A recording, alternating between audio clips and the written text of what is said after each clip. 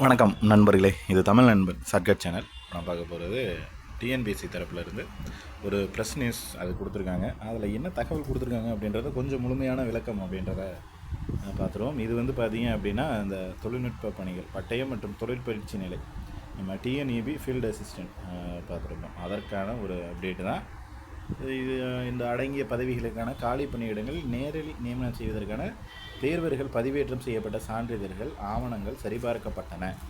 அதாவது இது எல்லாமே சரி பார்த்துட்டோம். சரிபார்ப்புக்கு பின்னர் சில சான்றிதழ்கள் ஆவணங்கள் முழுமையாக சரியாக பதிவேற்றம் செய்யப்படாமல் குறைபாட்டுடன் இருப்பது கண்டறியப்பட்டுள்ளது.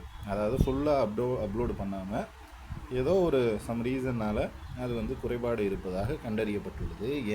எனவே தேர்வர்கள் 17/4/2026 முதல் 26/4/2026 இரவு 11:59 மணிக்குள் விடுபட்ட மற்றும் முழுமையான சான்றிதழ்களை ஆவணங்களை மீள் பதிவேற்றம் செய்ய குறைகளை சரி செய்து இறுதி வாய்ப்பு வழங்கப்படுகிறது. மேற்படி தேர்வர்களின் பதிவெண்களை கொண்ட பட்டியல் தேர்வாணையத்தின் இணையதளத்தில் பதிவேற்றம் செய்யப்படுகிறது. இது தொடர்பான குறிப்பாணை தமிழ்நாடு அரசு பணியாளர் தேர்வாணைய இணையதளத்தில் பதிவேற்றம் செய்யப்பட்டுள்ளது. ஸோ அந்த லிஸ்ட் அப்படிங்கிறத பின்னாடி பார்ப்போம். இத்தகவல் தேர்வர்களுக்கு குறுஞ்செய்தி, மின்னஞ்சல் ஆகியவற்றின் வாயிலாக தெரிவிக்கப்பட்டுள்ளதுன்னு சொல்லியிருக்காங்க. உங்களுக்கு மின்னஞ்சல் வந்திருக்கும். மேலும் அத்தேர்வர்கள் அனைவரும் குறிப்பாணையில் தெரிவிக்கப்பட்டுள்ள சான்றிதழ்களை ஆவணங்களை தேர்வாணைய இணையதளத்தில் அவர்களுடைய ஒரு முறை பதிவு கணக்கு, அதாவது ஓடிஆர் அக்கௌண்ட் வாயிலாக பதிவேற்றம் செய்ய அறிவுறுத்தப்படுகிறார்கள். அவ்வாறு செய்ய தவறும் பட்சத்தில் அத்தகைய தேர்வர்களின் உரிமை கோரல் விண்ணப்பம் நிராகரிக்கப்படும் என்று தெரிவிக்கப்படுகிறது. அதாவது நீங்கள் மேபி ஏதோ ஒரு ரீசனால் உங்களால் அதை பதிவேற்றம் பண்ண முடியல அப்படின்னா, அது டெக்னிக்கல் இஷ்யூவாக இருக்கலாம், இல்லை நீங்கள் மறந்து போய் இந்த நியூஸே உங்களுக்கு தெரியாத விஷயமாக கூட இருந்திருக்கலாம். என்ன ஒரு காரணமோ தெரியாது, ஏதோ ஒரு காரணம், கடைசியில் சப்மிட் கூட பண்ணாமல் கூட இருந்திருக்கலாம். அந்த மாதிரி என்ன காரணத்தினால நீங்கள் சப்மிட் பண்ணலைனாலும் உங்களை விண்ணப்பம் நிராகரிக்கப்படும் அப்படின்னு தெளிவாக சொல்லியிருக்காங்க. ஸோ அதனால் கம்பல்சரி பண்ணியாகணும். அப்புறம் மெயினாக இதில் இருக்கிற ஒரு சந்தேகம் என்னென்னா, சரி என்னோடய பேர் இது லிஸ்ட்டில் வரல அப்படின்னு கேட்குறீங்க. ஸோ இதில் தவறுதெல்லாம் அவங்க தெளிவாக கொடுத்துட்டாங்க. இந்த ப்ரெஸ் நியூஸை ஃபஸ்ட்டு படித்ததே இதுக்கு தான். ஏன்னா ப்ரெஸ் நியூஸை கொஞ்சம் தெளிவாக பார்த்துக்குங்க அப்படின்றது. தவறுதலாக இருக்கிறதுக்கு அவங்க அந்த இது கொடுத்துருக்காங்க அப்படின்னு சொல்லியிருக்காங்க. ஸோ தவறுதலாகவோ இல்லை வேறு ஏதாவது இதாக தான் இருக்குது அப்படின்னா நீங்கள் அப்லோடு பண்ணணும்.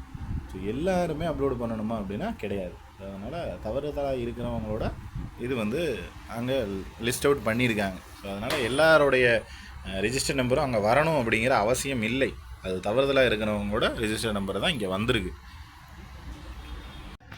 இதுதான் அந்த பிடிஎஃப் அப்படிங்கிறது. ரீஅப்லோடிங் டாக்குமெண்ட்ஸ் அப்படின்னு சொல்லிட்டு ஒரு இதுதான் நம்ம சொன்னோம்ல, சிடிஎஸ்சி, அதாவது combined technical service examination diploma and ITI level, இதனுடைய நோட்டிஃபிகேஷன். இந்த எக்ஸாமுக்கு தான் நமக்கு அந்த லிஸ்ட்டு அப்படின்றது கொடுத்துருக்காங்க. ஸோ இந்த லிஸ்ட்டு அப்படின்னு பார்த்தீங்கன்னா அதான் நேமை கொடுத்துருக்காங்க, யாரெல்லாம் இதெல்லாம் பண்ணணும் அப்படின்றத. Not uploader R partially uploaded fund will be defected. இந்த நம்பரில் இருக்கிறவங்க எல்லாருமே ரீஅப்லோடு பண்ணணும் அப்படின்னு சொல்லியிருக்காங்க. ஸோ இதில் உங்கள் நம்பர் இருக்கா இல்லையா அப்படிங்கிறத பார்த்துக்குங்க. இல்லைன்னா வருத்தப்படவே தேவையில்லை. இருக்குது அப்படின்னா நம்ம அப்லோடு பண்ணணும். ஓகேவா? ஸோ அதனால் நம்பர் இருக்கா அப்படின்றத பாருங்கள். பார்த்துட்டு நீங்கள் ரீஅப்லோடு அப்படின்றது பண்ணியிருக்கணும். ஸோ சேம் அதே தான் அங்கே சொன்னதே தான் இங்கேயும் சொல்லியிருக்காங்க. மெசேஜ் மற்றும் மெயில் ஐடியில் வந்திருக்கும் அப்படின்னு. ஸோ அடுத்து இது நீங்கள் அப்லோடு பண்ணலை அப்படின்னாலும் ஃப்யூச்சரில் வரக்கூடிய எந்த ஒரு இதையும் நீங்கள் கிளைம் பண்ண முடியாது. உங்களுக்கு அந்த இதை நாங்கள் இன்எலிஜிபிள் பண்ணிடுவோம் அப்படின்ற தகவலை கொடுத்துருக்காங்க. ஸோ அதனால் நம்பர் இதில் இருக்குது அப்படின்னா டாக்குமெண்ட்ஸ் அப்லோடு அப்படின்றது பண்ணிடுங்க. கம்பல்சரி எல்லாருமே பண்ணி தான் ஆகணும் நம்பர் இருந்துச்சு அப்படின்னா. ஸோ அடுத்தடுத்த கட்ட நகர்வுகளுக்கு டிஎன்பிஎஸ்சி போய்கிட்டே தான் இருக்காங்க. கூடிய விரைவிலேயே நமக்கு ரிசல்ட் அடுத்தடுத்த ப்ராசஸ் அப்படின்றது நடந்துக்கிட்டு தான் இருக்குது. இதுக்கப்புறம் வரக்கூடிய விஷயம் என்ன நடக்கும் அப்படின்றது நம்ம அடுத்தடுத்த வீடியோக்குள்ளே பார்க்கலாம். தேங்க்யூ.